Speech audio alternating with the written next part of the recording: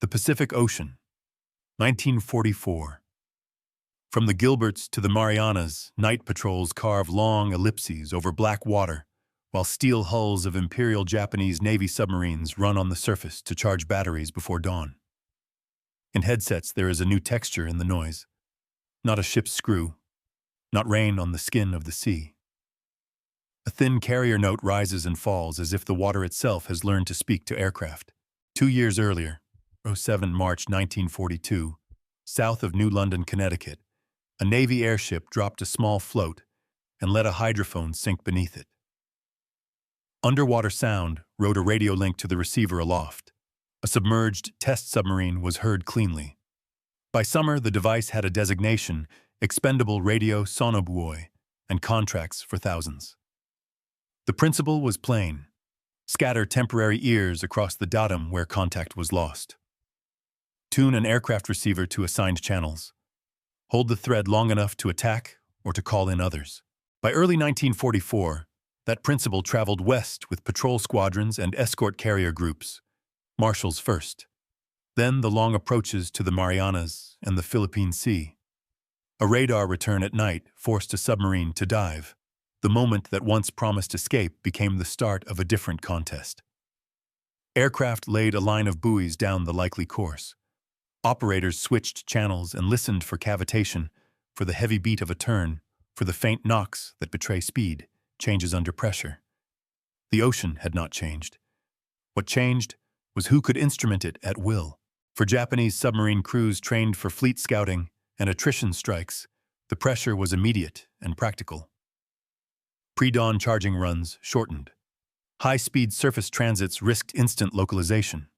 More hours were spent submerged, which meant fewer intercept windows and lower average speed on passage. Reports from returning boats repeated the same sequence: contact by radar, sudden dive explosions arriving with a regularity that suggested their pursuers could follow without closing to visual range. This film asks a narrow, consequential question. How did the Allied expendable radio sonobuoy, conceived in 1942 and deployed at scale in 1944, help remove initiative from Japanese submarines in the Central and Western Pacific? And why did that change in method matter enough that crews could feel it in their routines long before the war ended? The problem begins in the Atlantic in 1942.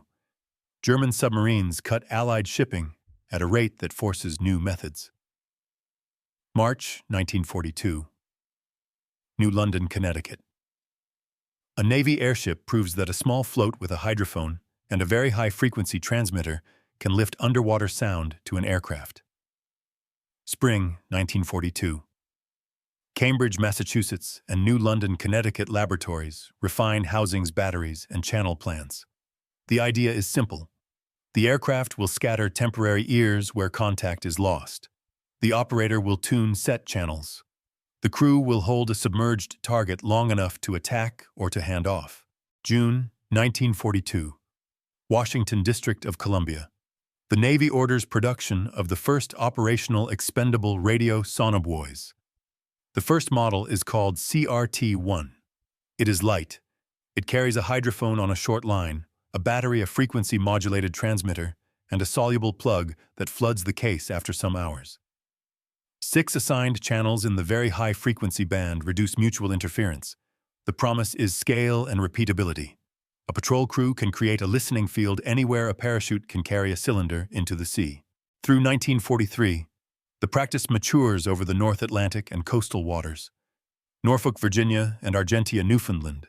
Blimps and patrol bombers combine radar magnetic anomaly detector and sonobuoy patterns. The method is procedural. Mark the datum where the contact vanished. Lay a line or a 5-point pattern down the likely course. Switch channels and listen for the low beat of a propeller and the hiss of flow over a hull. Call a surface escort if one is near. Drop depth charges or an air-launched acoustic homing torpedo if the geometry is right. Crews write checklists. Radios and selector dials are standardized. What had been an experiment becomes a routine. Late 1943. The method begins to travel west. The Central Pacific opens as a sequence of stepping stones. Tarawa Gilbert Islands becomes an airhead. Kwajalein Marshall Islands and Eniwetok. Marshall Islands follow. The United States Navy builds airstrips and parks escort carriers along convoy lanes. Imperial Japanese Navy submarines must scout for carrier task groups and strike transports. That is their doctrine. They depend on darkness, space, and the speed of a surfaced run before dawn. The Allied goal is to remove that space by instrumenting the water where the submarines most need to pass. Two forces drive the shift. The first is massed air coverage. By early 1944, long-range patrol aircraft fly from atolls and from escort carriers along invasion routes. Radar forces dives at night. Sonobuoys keep acoustic contact after the dive. The second is the growing Allied network for radio and navigation control. High-frequency direction finding nets punish careless transmissions. Radio beacons and dead reckoning tighten aircraft search patterns. A small crew in a patrol bomber can put a dozen listening posts in the water in minutes and climb to safety while the sea talks to them. Imperial Japanese Navy submarines carry different burdens in 1944. Fuel is short. Training pipelines are thin. Many boats are diverted to transport runs into bypassed garrisons. That means predictable tracks and time windows. Doctrinal countermeasures to aircraft-delivered acoustic fields are limited. There are brave officers and clever pilots, and there are mines and midget craft for special tasks. But there is no system that can neutralize a method that any patrol can repeat on demand. By mid-1944, the standard patrol kit in the Central Pacific is layered. Air search radar finds the surfaced target. A magnetic anomaly detector sometimes confirms a close pass. Expendable radio sonobuoys build the acoustic net. Depth charges and an air-launched acoustic homing torpedo finish the attack. Each tool has limits. Together they close the gap between first sighting and final strike. The sonobuoy is the bridge in that chain because it keeps the thread when the submarine disappears. This is the build-up to the opening moves. January 1944, Marshall Islands through June 1944. Approaches to the Marianas. The Allied side can generate search tempo and contact continuity. The Japanese side must cross those arcs to scout or to resupply. The instruments are small and the claims are modest. Yet the effect is strategic. Once the sea can be seated with ears at will, the initiative that once came with night and distance begins to slip away. January 1944. Marshall Islands. Pre-dawn over lagoon water, a patrol bomber lifts from a coral runway and tracks a convoy route at 2,000 feet. The radar operator calls a faint surface return to starboard. The pilot Banks climbs to 4,000 feet to keep sea clutter down and watches the trace harden. The plotter marks a datum on a kneeboard map. The submarine below sees the same weather and the same horizon, then chooses the usual answer to night radar dive now and trust the ocean. The aircraft answers by throwing the ocean new ears. 5 small cylinders fall in a stepping line across the submarine's likely course. Each case hits the top cap pops and a hydrophone drops on a short cable into the thermocline. The radio operator sets the receiver across, assigned very high frequency channels, and hears water noise turn to pattern. On channel 1 there is only hiss. On channel 2 there is a low blade beat. On channel 4 there is the heavy thump that comes with a fast turn at depth. The aircraft does not need to see the hull. It needs only to hear motion and direction long enough to shape an attack. The crew flies an oblong orbit that keeps the pattern inside line of sight. At each abeam point, the operator sweeps channels again. Bearings change a few degrees at a time. A second aircraft checks in from base and is sent to the south end of the box to lay another short line of buoys. The patch of sea has become a temporary acoustic field. A destroyer escort is still an hour away. The patrol must work with time and altitude. The leader elects for a depth-charge stick set shallow to rattle the target and force a response. Explosions stamp the surface. On channel 3, the beat rises, then fades. On channel 2, the propeller note steadies. The crew reads the ocean like a grid of meters. Kwajalein Marshall Islands becomes a rhythm of such mornings and nights. Patrol squadrons learn to marry instrument procedures to the geometry of water. If a datum is near a reef wall, buoys are thrown in a stagger that respects the contour because echoes inside coral shelves confuse bearings. If sea state is high, the pattern is spaced wider so that wind slap does not smother the faint tones.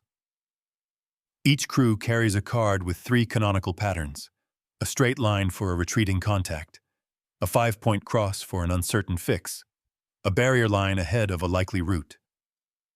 None of this is dramatic at the scale of maps. It is decisive at the scale of minutes. Farther west in March and April, the Central Pacific convoys lengthen. Escort carriers cover the lanes and serve as flying gas stations. Aircraft that once would have had to choose between contact and fuel now can stay on station. The sonobuoy makes loitering productive. It frees the aircraft from the old requirement to remain at wave-top height to keep a hydrophone dipped. The crew can climb above cloud base and still hold the thread because the radio link lifts the sea to them. That shift from touch to telemetry is the opening move's essence. Japanese submarine captains adjust in small, costly increments. They push battery charges earlier into the night, then earlier again until the window is so short that passage speed suffers. They reduce fast surface transits and accept submerged stretches that miss intercept geometry for carrier task groups. Some boats attempt to trail convoys submerged at periscope depth, looking for a soft spot to rise and send a report. When a radar sweep finds the periscope feather, the response is now patterned, a crash dive. A line of listening floats a tightening circle of attention that does not require the attacker to come down into the submarine's narrow visual cone. Weather and sea state play their tactical parts. In monsoon swell, the hydrophone lines sway, and the noise floor climbs. In glassy dusk, the ocean is a quiet amplifier. Crews write this into practice. They widen or tighten spacing. They rotate channels faster when lightning on the horizon flickers across the band. They trust a constant bearing across 3 sweeps more than a single strong tone. They learn the sound of a speed change when a commander below overcorrects. Every sensory step after the dive is a contest of patience that now favors the aircraft. The introduction of the Mark 24 acoustic homing torpedo adds another layer. The patrol bomber that holds contact can set up a release at safe height and safe offset, choosing a point where the torpedo will enter the water outside the submarine's wake. The sonobuoy pattern is the scaffold that makes this geometry repeatable. When the weapon is not available, or when rules call for a surface ship to prosecute, the pattern still provides continuity. A destroyer escort running in from a vector can home on the aircraft's voice reports and pick up the target with its own sonar at the edge of the field. In the approaches to the Marianas in June 1944, the method scales. Carrier task groups demand wide screens. Shore-based patrols from captured atolls extend arcs. Lines of buoys appear not only around single contacts, but across likely gates where a submarine must pass to reach a scouting position. A boat that swims through such a gate is not automatically lost if it dives. A patrol can stitch additional floats behind it and turn a fleeting trace into a track. The pressure this creates does not always end in a kill. Often it ends in a broken approach and a missed report. In a scouting doctrine that values timely contact reports to the fleet above everything, a missed report is defeat. Open water makes the change clear to crews. The ocean still looks empty and safe from a bridge at night. But under the surface, the captain knows that a dive no longer erases the attacker. He must consider that the water itself might be relaying choices up to a receiver. He must choose depth and course with the thought that an unseen listener can still follow. The aircraft above is free to manage fuel altitude and safety while the sea speaks on its behalf. By late summer, the opening phase has a recognizable cadence from the Marshalls to the Philippine Sea. Radar makes the first cut. The dive triggers the listening field. The aircraft holds contact through radio channels. A second asset arrives and either weapons are delivered from the air or a surface group takes the case. The ship names and the coordinates change, but the method stays steady. That steadiness is what opens the rest of the campaign, because it takes away the one thing a submerge. June 1944. Philippine Sea approaches. The carriers move to cover Saipan Marianas, and the patrol picture thickens. A radar trace at night that once triggered a simple crash dive now triggers a procedure. The patrol leader marks the datum orders, a 5-point pattern of expendable radio sonobuoys along the estimated course, and climbs to conserve fuel while the sea speaks through very high-frequency channels. The decisive factor is continuity. The attacking aircraft no longer needs to dive repeatedly to reacquire. It can stay high trade altitude for safety and endurance, and let the pattern hold the submerged target in a moving acoustic frame. On the first week of the Saipan operation, a destroyer escort group is tasked to sanitize an approach lane east of Tinian Marianas before dawn. The air patrol finds a surfaced contact, forces the dive, lays the line, and then calls the surface ships by voice with plane bearings and estimated speed derived from the cadence of propeller beats. The group commander, balancing time against threat to transports, orders a box search centered on the last strong tone reported from Channel 4. The ships enter with sonar at slow speed to keep their own noise down. Depth charges are set in shallow and medium pairs to test the submarine's reaction. When explosions roll, the Sonobuoy channels tell the story faster than sonar plots can be passed by flag or light. A beat jumps from one channel to the next as the boat surges, then steadies. The aircraft callouts let the commander time a second pattern and a third approach without ever losing the geometry. The result is not only an attack, but an enforced choice for the submarine: either hold silent and risk a lethal localization, or maneuver and broadcast intention through the water. Command decisions ashore reflect this new leverage. Patrol sectors are redrawn so that aircraft can arrive over likely gates with fuel enough to seed and monitor multiple patterns. Logistics officers increase the daily allotment of buoys and batteries at forward strips on Saipan and Eniwetok Marshall Islands. The routine becomes measurable. A single 2-aircraft section can lay 20 to 30 devices in one contact cycle and still return with reserves. A week earlier, that would have been an extravagant use of scarce stores. Now it is doctrine, because continuity multiplies the value of every hour flown. Japanese commanders read the change from the other side. Submarine orders for scouting around the Marianas and then the Philippine Sea include warnings about radar silence and emission control. But the enemy's decisive sense is acoustic. Captains try depth and thermal layers to break the thread. They order silent running trim pumps down and avoid speed changes that send the heavy thump through the hull that aircraft operators have learned to recognize. Some try to slide beneath the thermocline and lie still while the attackers exhaust their pattern life. In quiet water, this works for a time. But aircraft can refresh the field. A soluble plug will scuttle the oldest floats after hours, and new cylinders will enter on the flanks, moving the frame with the presumed drift. What looks like patience from below is answered by procedure above. September 1944. Palau approaches. Transport duty now consumes many Imperial Japanese Navy boats. The routes into bypassed garrisons create predictable funnels. The turning point here is not a single sinking, but a reliable denial. A submarine that would once have surfaced for speed across a gap now calculates the risk of immediate radar detection, followed by a Sonobuoy web, and chooses to remain submerged. Battery endurance at 4 knots limits range. The commanding officer delays, then misses the rendezvous with a barge tow. No torpedo is fired and no report is sent to combined fleet. One decision made in the air on the basis of oral continuity removes the submarine from the operational clock. In the Luzon Strait gates during October and November, the method becomes a barrier rather than a pursuit. Shore-based patrols from Palawan, Philippines, and Morotai, Netherlands, East Indies seed lines across night lanes used by submarines trying to reach the South China Sea or return from it. When a contact disturbs the barrier, the first aircraft holds the thread, while a second and third build a box ahead of the probable course, the maritime equivalent of a roadblock. The decisive action is the handoff. Previously, a submerged target could simply wait out a single aircraft's fuel and then slip free. Now, there is no free window. The pattern persists as a function of the next crew's fuel state, not the ocean's. In the morning, a hunter-killer group of escorts enters with sonar to finish the case. The barrier does not kill every submarine. It breaks approaches, disrupts schedules, and shaves initiative away day after day. Weapons Fit adapts to this continuity. The Mark 24 acoustic homing torpedo, once an opportunity tool when geometry aligned, becomes a planned endgame. The aircraft that holds the thread chooses a release point offset from the submarine's wake to avoid decoy effects. Glide path airspeed and heading are set so the weapon enters the water and acquires the loudest consistent tone among the pattern's channels. Where the weapon is not carried or withheld, the sonobuoy field still enables classic patterns of depth charge runs by surface ships with sonar.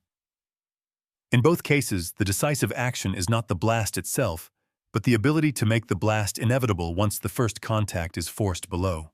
Operational discipline underwrites the technology. Air crews keep radio discipline so that voice calls do not mask weak buoy channels. Navigators update drift estimates every orbit to prevent an apparent course from becoming a map error.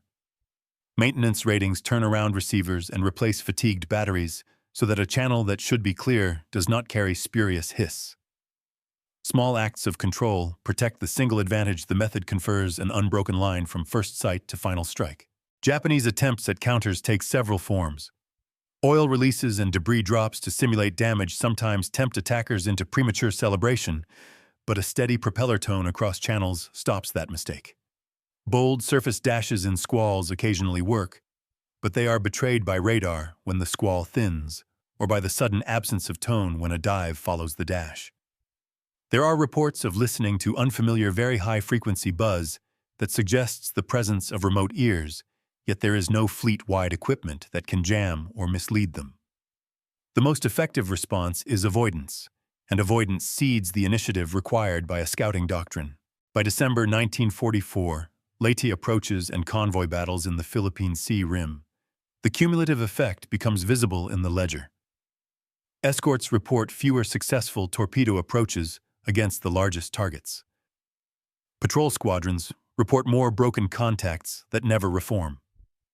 Submarine commanders complain of nights spent deep rather than moving on the surface of batteries that dictate tactics more than orders do. The decisive action exists across hundreds of small, repeated sequences where the same choice plays out: dive to escape radar and fall into a temporary acoustic net, or risk the surface and be burned down by radar and aircraft. In either case, the attacker chooses the time and the rhythm. Early 1945. Okinawa approaches confirm the shift. Amphibious operations require vast, slow convoys. In earlier years, such targets would have pulled submarines from hundreds of miles away. Now patrol arcs with ready patterns and practiced handoffs stand between approach and execution. The ocean remains the same, but in practice it has become structured space. Whoever can instrument that space at will dictate outcomes. In this phase of the war, the side that can does so from the air, with small cylinders, simple radios, and a schedule that never quite leaves a submerged predator alone long enough to regain the initiative it needs. By late 1944, the consequences of continuity at sea are visible not as a single battle honor, but as a change in behavior measured across routes and months. Allied convoys that once planned around the expectation of a few night submarine approaches now plan around air tempo and sensor layering. The immediate result is fewer successful attacks against the slowest and most valuable targets near invasion beaches. The deeper result is that Imperial Japanese Navy submarines lose their strategic function as eyes for the fleet. A scouting doctrine that depends on timely contact reports. To position capital ships fails when boats cannot reach reporting stations, cannot linger at periscope depth without being fixed by listening fields, and cannot surface long enough to send traffic without triggering radar and the cycle that follows. The orders ashore record this shift in plain administrative language. Patrol sectors are widened, but the on-station endurance required per aircraft is lowered because sonobuoys stretch the effective shadow that one crew can cast over the water. Forward depots request larger daily issues of expendable radio sonobuoys batteries and receiver spares.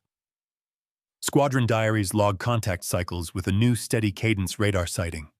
Dive, pattern, channel sweeps, either a handoff to surface escorts or a weapon release from altitude. Then either oil on the surface or silence and a cleared lane. The word routine appears more often. In anti-submarine warfare, routine is not boredom. It is victory expressed as process. On the Japanese side, the consequences are practical and brutal. Boats spend longer submerged to avoid radar, which means lower transit speed and a shrinking radius of action between refuelings. With fuel-rationed, commanding officers face choices that erase initiative: either run on the surface and risk immediate localization, or stay deep and accept that the boat will arrive late, or not at all. As garrisons are bypassed and starved submarines are ordered into transport duty more frequently, Drums of fuel are lashed to decks for short runs through known gates. Rice sacks and small arms ammunition fill torpedo rooms. The change in roll maps directly onto the pressure created by aircraft that concede water with ears on demand. A boat that once might have waited submerged to report a task group now spends the same night hauling supplies through arcs, where a single radar sweep can convert one decision dive into many hours of being held by remote listeners. Loss patterns reflect this. Where earlier in the war, a submarine might gamble on a surface dash in squalls and survive by luck, now the probability that an aircraft is within range and able to throw a first pattern is higher. Even when no kill follows, the boat is driven off its track. A scouting sector goes unobserved. A convoy attack window closes. A scheduled rendezvous with a barge under a promontory never happens because a patrol aircraft kept a tone across 2 channels long enough to force conservative handling. Tactical survival in any one episode no longer equals strategic effect over a week. The compound interest of small denials accumulates against the submarine force. Command replaces commanders, but the system strain remains.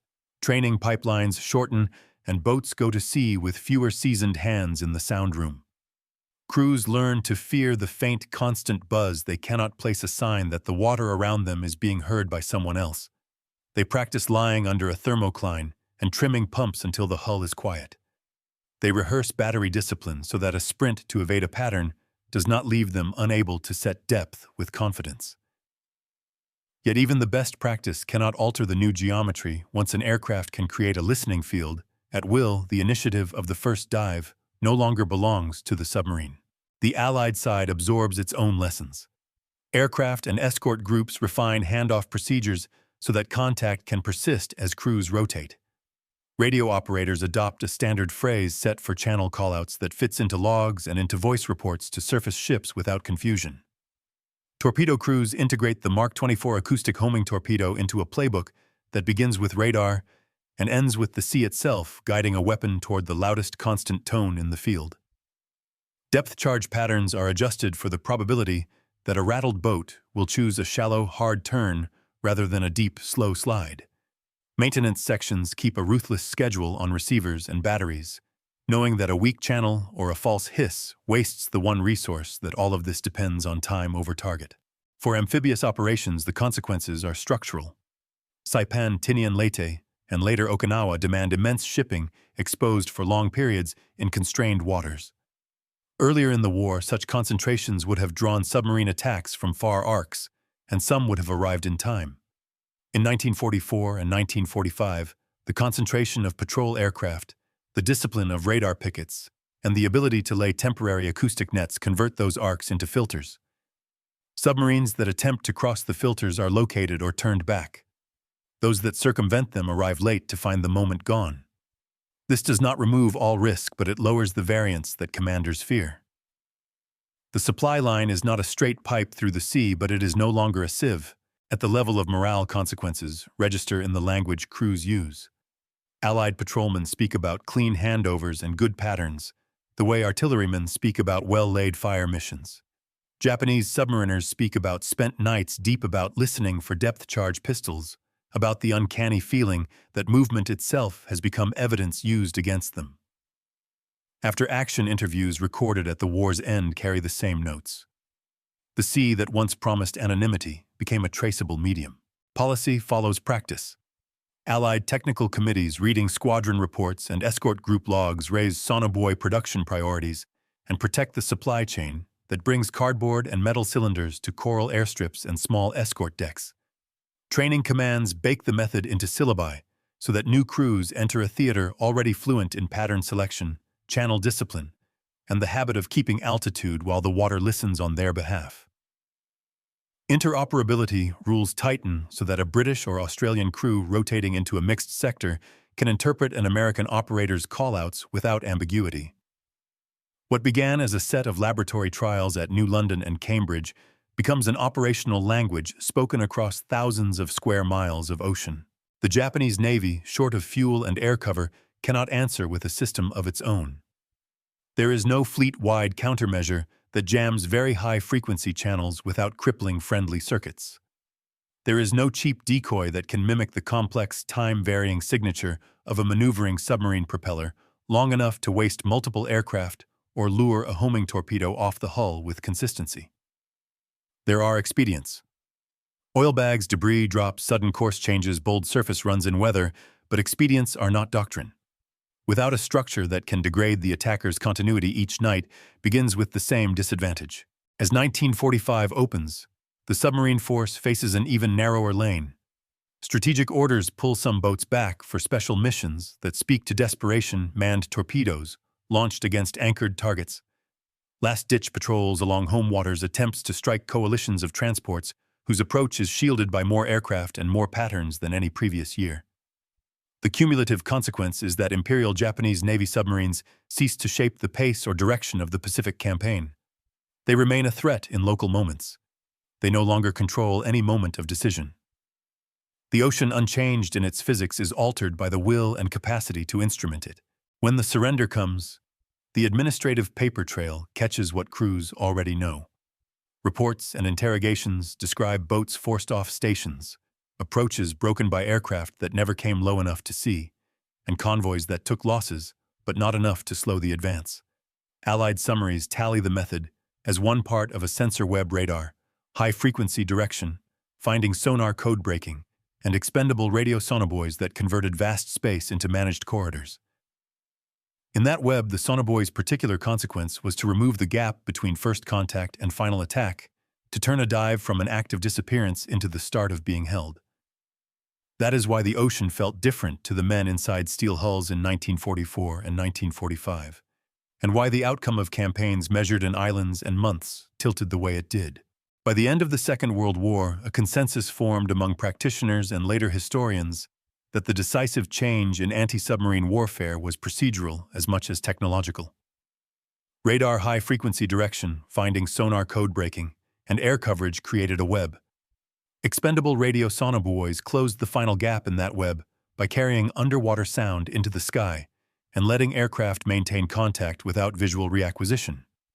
This did not make submarines obsolete, but it did shift initiative. In the Central and Western Pacific during 1944 and 1945, a dive no longer equaled safety.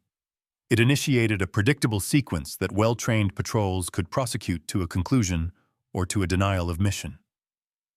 That operational reality explains why Imperial Japanese Navy submarines, brave and technically capable at the hull level, could not regain strategic effect once Allied forces mastered continuity. Debates remain. Some analysts rate sonobuoys as a supporting tool rather than a driver, arguing that radar density, escort proliferation, and fuel scarcity were the primary constraints on Japanese operations. Others emphasize that the buoy's value was asymmetric, most powerful near invasion corridors, and choke points less significant in open ocean, where aircraft coverage thinned.